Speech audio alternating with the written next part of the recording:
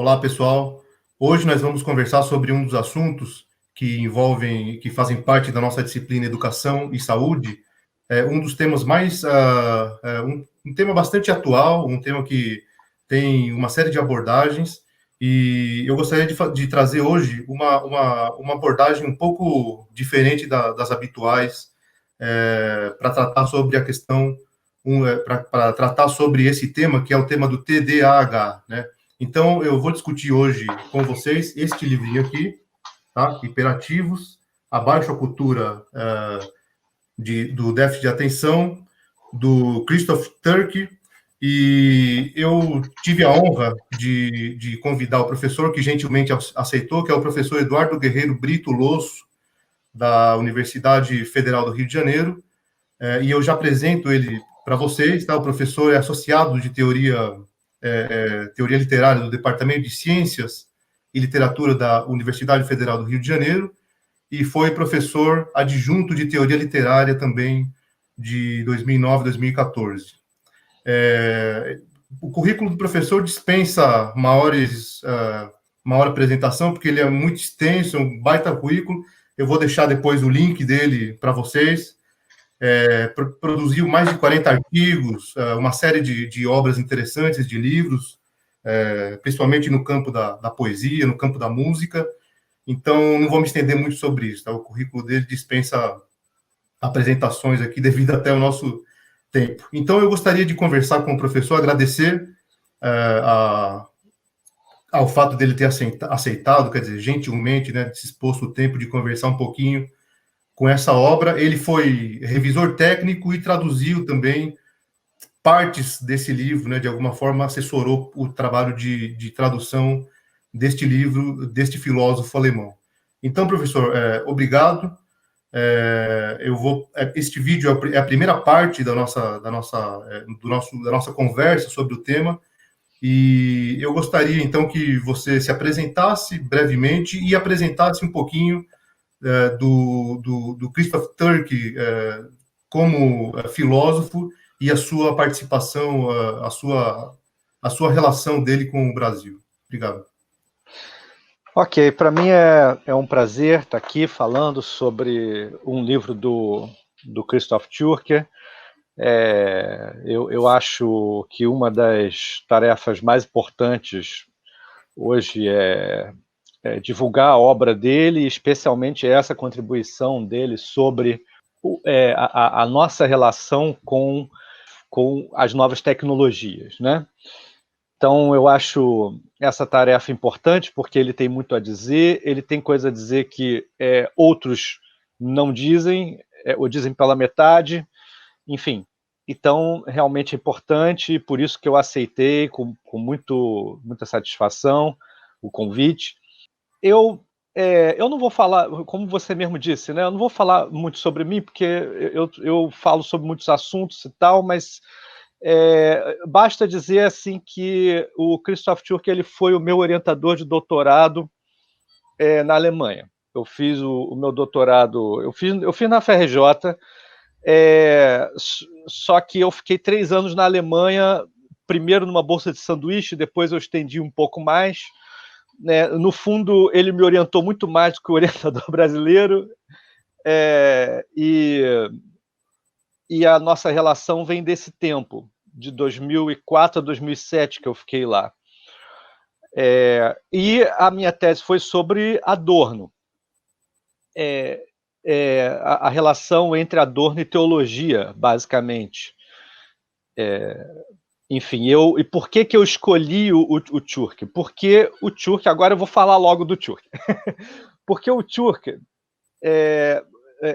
ele começou a sua carreira, ele começou uma formação em teologia, tá? Não sendo um crente, não sendo uma figura religiosa, ele quis estudar teologia por questões intelectuais mesmo, e ele acabou chegando a um doutorado em filosofia, sendo orientado por uma figura chamada Hermann Schweppenhäuser. Quem é Hermann Schweppenhäuser? ele é um dos principais alunos do Adorno e do Horkheimer, um dos principais representantes da segunda geração da Escola de Frankfurt. A primeira é a do próprio Adorno, Horkheimer, Marcuse, Erich Fromm, né? Ou as figuras em torno, né? Walter Benjamin, Krakauer, todas essas figuras. Essa é a primeira geração. A segunda geração é a geração que o nome mais conhecido é o Habermas, enfim, produziu uma mudança muito grande de paradigma entre o que a primeira geração fazia, que era uma reflexão sobre a sociedade crítica. O Habermas ele deixou de lado o paradigma crítico. Isso se tornou a relação com as figuras que estavam interessadas em continuar, explorar o aspecto crítico, muito insatisfeitas. O Hermann Schweppenhäuser é, basicamente, assim, o aluno do Adorno que mais seguiu os passos dessa reflexão crítica. Ele foi, junto com o Rolf Tiedemann, ele foi o organizador da obra do Walter Benjamin. Tá? Isso nos anos 70, 80. Tá? Então, ele é muito importante na organização da obra, né, da figura mais conhecida, provavelmente, de todos eles. Né? E ele acabou dando aula em Lüneburg. Lüneburg é uma cidade pequena que fica perto de Hamburg, enfim, lá no norte, né, da Alemanha. Obviamente porque ele não podia mais, ele não ia conseguir algum lugar em Frankfurt, porque já estava dentro desse paradigma diferente. Então, assim, o que a gente pode dizer, para resumir, é que o Schweppenhäuser ele foi a figura que manteve esse paradigma crítico, e quando eu digo manteve, não é só uma questão assim de ficar repetindo o que foi feito antes. Realmente é uma relação inovadora, assim, uma relação de desenvolvimento. E o Tjurke foi orientado por ele, escreveu um livro, enfim, sobre Paulo, tá? Uma leitura marxista de Paulo o Evangelista, e publicou esse livro em 1979. Esse foi o primeiro livro publicado do Tjurke. E aí depois, ao longo dos anos 80 e 90, ele tem vários livros que ele publicou pensando a relação da sociedade com a religião em geral. Então ele tem vários livros dessa fase. A habilitação dele, né, a livre docência, isso é muito comum na Alemanha, aqui não é, mas lá é. Depois de você fazer um doutorado, você faz uma espécie de um segundo doutorado. Não é um pós-doutorado, porque pós-doutorado você não escreve uma nova tese. A habilitação você escreve uma nova tese. Então ele escreveu uma nova tese falando sobre esses assuntos, já numa perspectiva assim da relação da filosofia com a teologia. E ele tem vários livros desse período sobre a situação da religião no mundo pós-moderno, vamos chamar assim. Né? E aí, quando chegou... ele tem um livro, por exemplo, sobre fundamentalismo, entendeu? Sobre a questão do fundamentalismo, que era uma questão que estava aparecendo muito nos anos 90. E ele veio para o Brasil e ficou dando aula de 91 a 93, como professor visitante. E aprendeu a língua portuguesa, ele fala muito bem português, né? Publicou alguns livros. O primeiro livro dele publicado aqui foi um livro sobre Nietzsche. Então ele era visto aqui como uma espécie de especialista em Nietzsche, o que não é verdade, assim, ele não ficou a vida inteira estudando Nietzsche, ele escreveu um livro sobre Nietzsche. E aí, alguns artigos dele dessa época foram traduzidos para português. Ele ficou lá em Porto Alegre, especialmente, né? Ficou no Sul. E E depois que ele voltou para a Alemanha, ele conseguiu assumir uma cadeira em Leipzig. Ele estava em Lüneburg com o Schweppenhäuser. Inclusive, hoje em dia, existem estudos assim mostrando que Lüneburg foi uma espécie de exílio da teoria crítica, que realmente é crítica. Né? Tem estudos na Alemanha sobre isso. Assim. E o Tjurk é o representante assim, mais brilhante, entendeu? Dessa geração que se formou em Lüneburg com o Hermann Schweppenhäuser. O Tjurk é visto como o grande atualizador da teoria crítica fora do, digamos, da institucionalização do Instituto de Pesquisa Social a partir da escola de Habermas, entendeu? Uhum. Fora esse lugar de Habermas, o Tjurk ele é o grande atualizador da teoria crítica. E aí, quando chega nos anos 2000, a obra do Tjurk ela começa a introduzir uma espécie de tese. Isso acontece no livro Sociedade Excitada, que foi publicado em 2002, no original, né, em que ele vai começar a pensar a relação entre o arcaico e o contemporâneo. Agora eu fico por aqui, porque vai para a sua próxima pergunta. Uhum. Muito bem. Vamos entrar, então, na questão do mérito do título, né? E como ele desdobra esse tema dos hiperativos, então. Então, primeira coisa, né? Primeira coisa que o estudante, provavelmente, ou qualquer um que está ouvindo essa abordagem e como essa construção, quer dizer, como se dá essa construção dessa interpretação sobre as coisas contemporâneas e aí a gente pega, por exemplo, este título, né, que é TDAH, né, e os hiperativos. E aí a gente tem vamos dizer, uma corrente muito forte, né, da área biológica, da área da saúde, da área da medicina, etc., que se apropriou, ou pelo menos nomeou isso primeiramente, de modo que a gente pode chamar isso quase de consenso, né?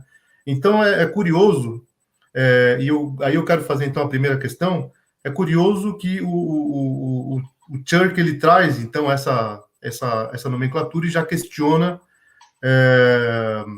o estatuto dela, quer dizer, na contemporaneidade e tudo mais, e aí ele dá as primeiras explicações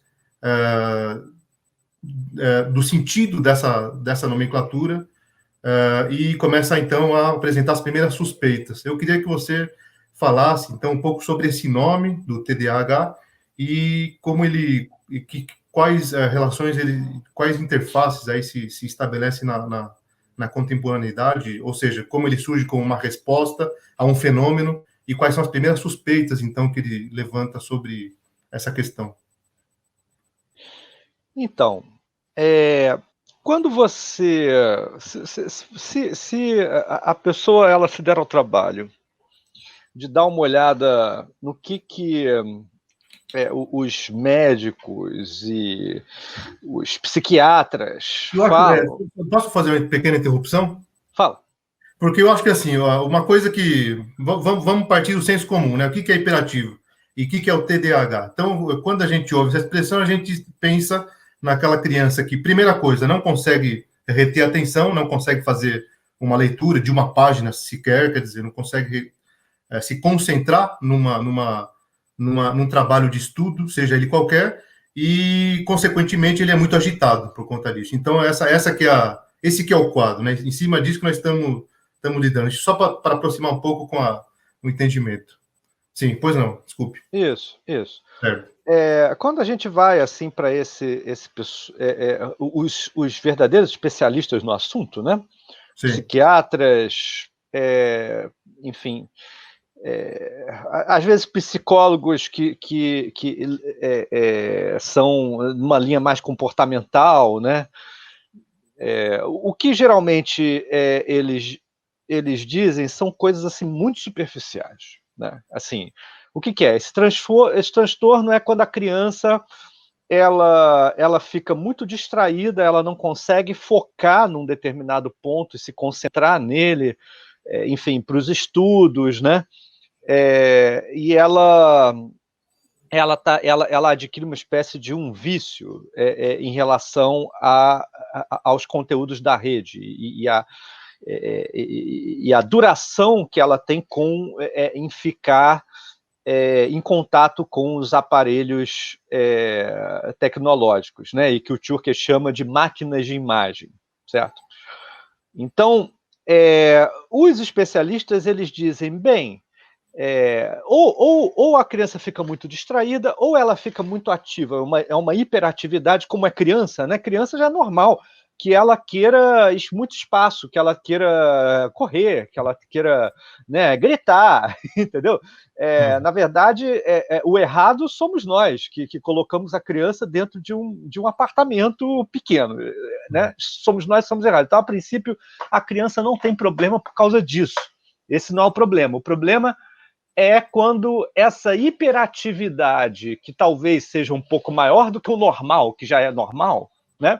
Ela está ligada também a uma falta, uma impossibilidade de concentração em relação aos próprios colegas.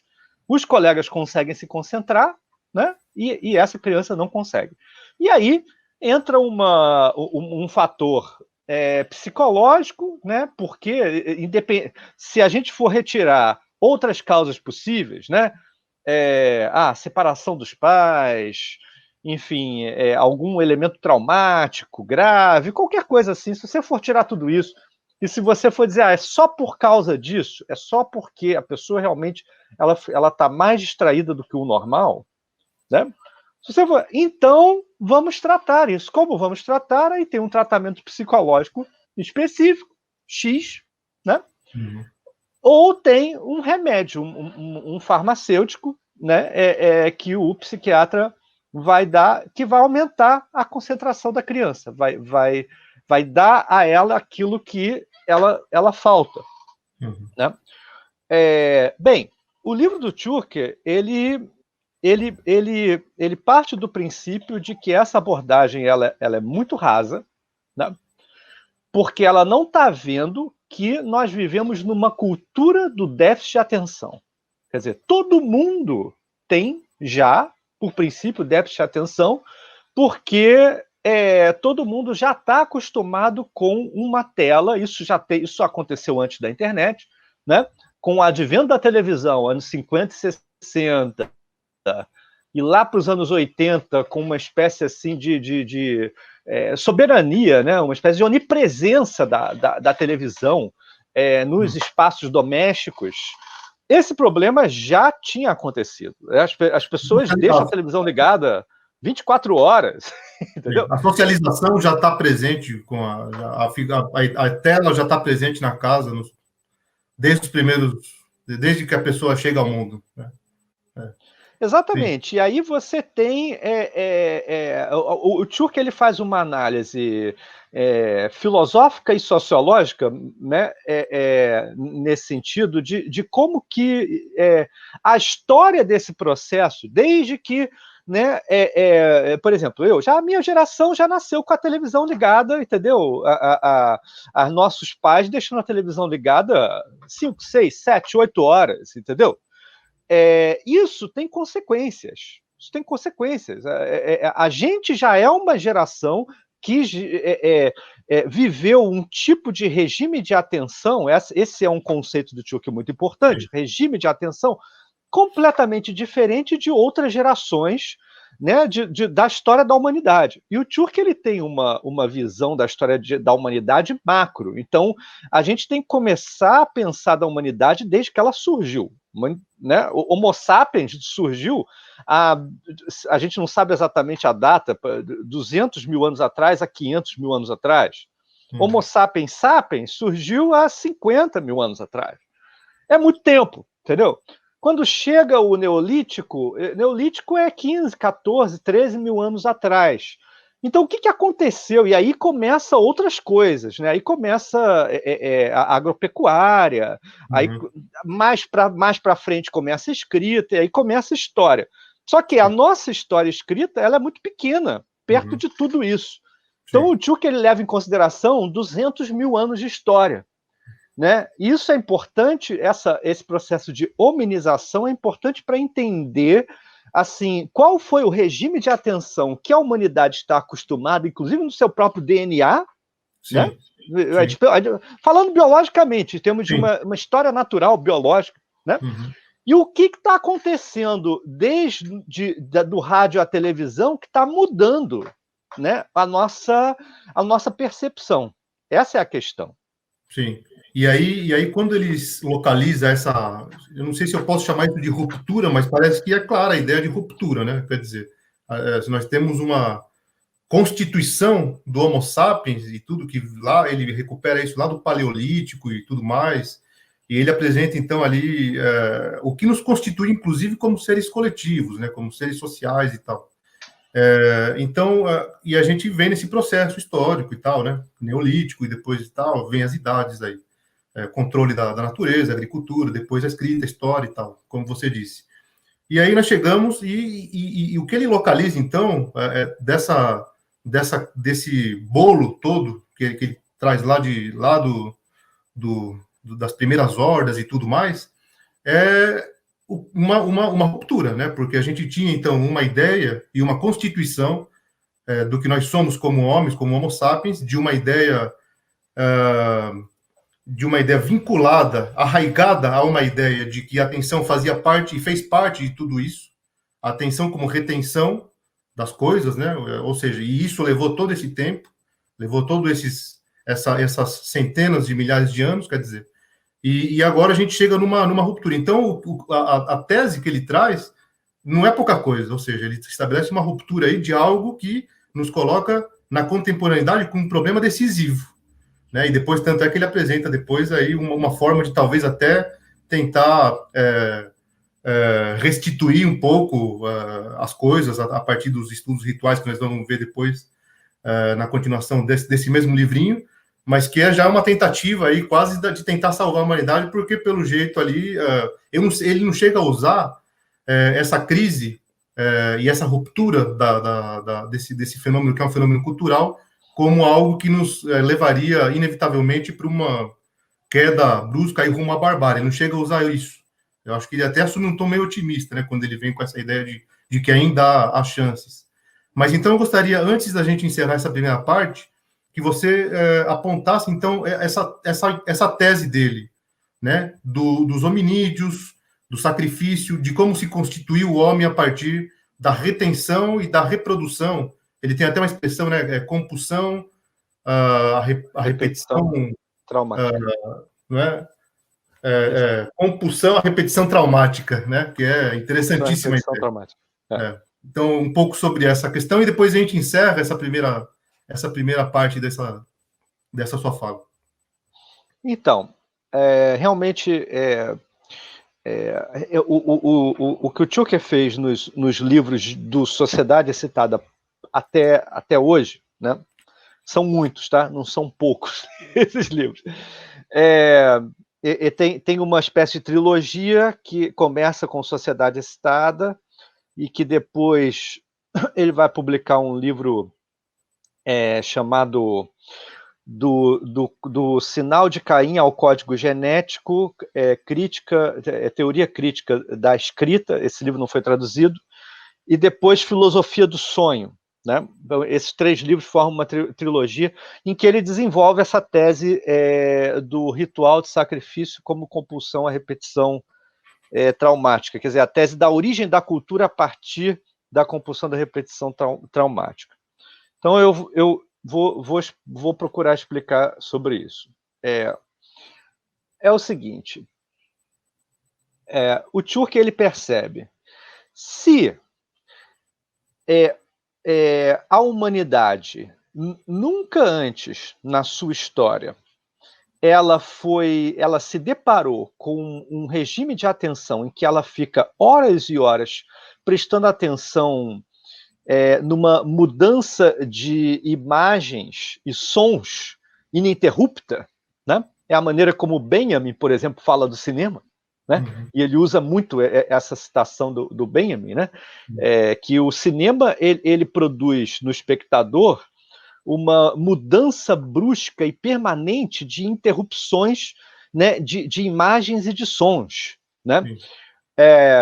E não permite uma reflexão sobre isso. Eu estou falando de reflexão, não é reflexão filosófica, não. Eu estou falando assim de você uma reflexão, uma parada para a própria recepção do conteúdo que você está botando para dentro, né? O cinema ele não permite que a gente respire em relação ao que a gente vê e o que a gente escuta, tá? E isso, quando o Benjamin escreveu isso, o Benjamin ele via assim, no máximo estourando, né, o Benjamin, toda a geração dele, né, via no máximo estourando um filme por semana, assim, no final de semana. Era o normal dos anos 30, 40, mais ou menos, né? Uhum. Nos anos 50 vai começar a mudar um pouco, porque aí vai começar a entrar a televisão, mas, né, ainda também muito timidamente. Então, você tinha programação, você não tinha 24 horas por dia de programação, esse tipo de coisa. Então, assim, esse aprofundamento de um regime de atenção, que você fica horas em torno da tela, isso não aconteceu antes. Aí o Tjuker se pergunta o seguinte, como que o homem ele desenvolveu a capacidade da atenção? Essa é a questão do Tjuker. Né? Como que ele desenvolveu a capacidade da atenção? Bem, isso não é uma pergunta com uma resposta óbvia. Por quê? Porque se a gente for observar o comportamento dos animais, você vai perceber que os animais eles não conseguem ficar com atenção, com uma retenção de atenção fora de uma coisa que está visível ao vivo, entendeu? Para eles. Tá? A nossa capacidade, por exemplo, que a gente tem de prestar atenção em números e fazer cálculos matemáticos, na nossa capacidade que a gente tem de ler, né? A capacidade que a gente tem de trabalhar em tecelagem, por exemplo, ficar horas produzindo uma tecelagem, coisas semelhantes, isso é, de fato, uma coisa que caracteriza o comportamento humano. Então, a questão é como que o homem saiu de um lugar em que a percepção ela estava ligada a interesses de sobrevivência que eram reconhecíveis através também do próprio DNA, entendeu? Através de uma programação genética, né? E como que o homem passou a representar as coisas. Essa é a questão do Tjuker. E a resposta que ele tem para ela é muito estranha, dentro das teorias de aprendizado que existem por aí. Né? Uhum. Então é isso, pessoal. Nós encerramos aqui a primeira parte da nossa apresentação, a nossa conversa com o professor Eduardo Losso, em que nós apresentamos aí alguns princípios, alguns fundamentos e algumas hipóteses em que o filósofo alemão Christoph Türk traz a respeito de alguns aspectos culturais que possibilitam explicar os hiperativos e o transtorno de déficit de atenção e hiperatividade. Até mais.